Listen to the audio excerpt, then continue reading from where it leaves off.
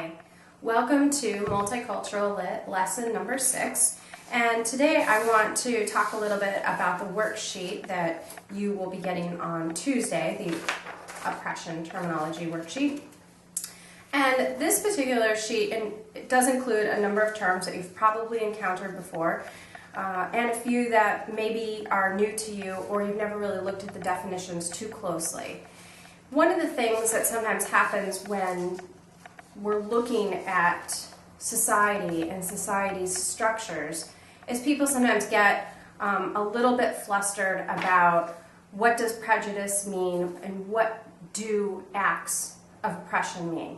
And it's important to remember that when we're talking about oppression, we're talking about groups of people who are in the dominant culture. And so those are the ones we're focusing on as having the power to oppress others. It is true that there may be people who are not in a dominant group who act out in particular ways against others, and those may be specific acts of meanness of some sort, and we can acknowledge that, but that's not exactly the same as someone being an oppressor or part of an oppressing group.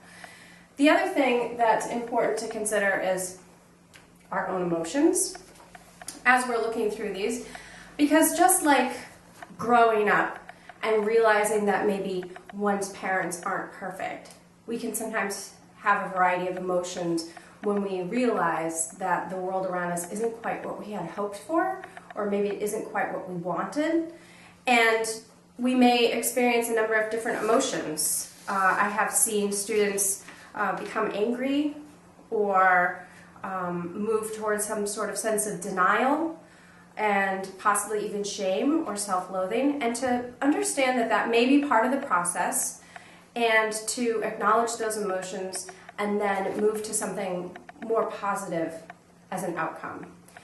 As we learn about these different systems, one of the things that we must consider is that we're working towards a more whole society. So understanding the areas where our society isn't working particularly well allows us to think about, well, what could we do differently in the future?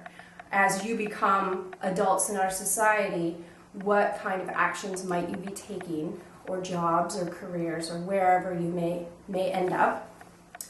And that's the piece that I really think is important, is keeping that open mind and not really concentrating too much on the negative emotions you might feel. Acknowledge it, understand where it's coming from, and see what you can do towards change.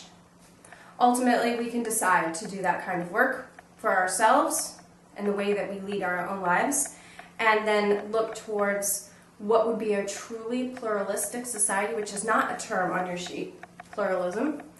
And what pluralism is, it would be a system which would allow lots of different kinds of people from lots of different backgrounds, and it's not specifically the same as diversity. Diversity is a way of distinguishing between different groups of people, but pluralism allows for each group to maintain its cultural heritage and still be part of the whole. So if we think about America, we would allow lots of different kinds of people, but we're not going to say to one group, well, if you're going to practice that particular faith or something like that, you can't be part of our culture.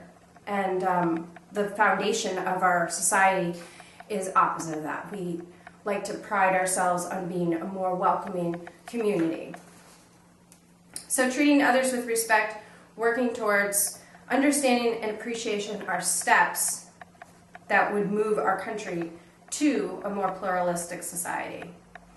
And so then the last thing I want to leave you with are some thinking points, and I don't have room to write all of these down. So you may want to jot these down or think about it or re-watch this again and think about these particular questions. And I think they're the types of questions that we can probably use with the other literature that we read throughout the semester. In what ways has our country made improvements towards pluralism? I'm sure that in your history classes that you've considered some of the different movements of change in our time period. What areas do we still see there could be improvements? And so that's that piece of well, what kinds of changes could we see in the future to improving our country and our society? How does Sherman Alexie's book highlight some of these societal struggles?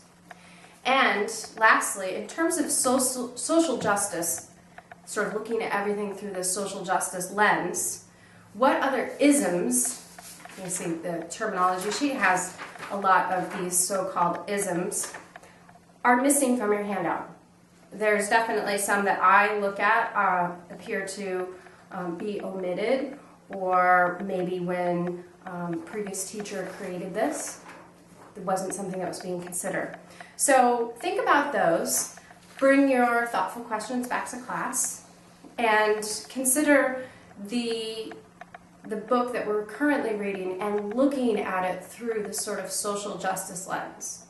And I hope you continue to enjoy the reading, and let me know if you have any questions, and we'll continue moving forward. Thanks for watching.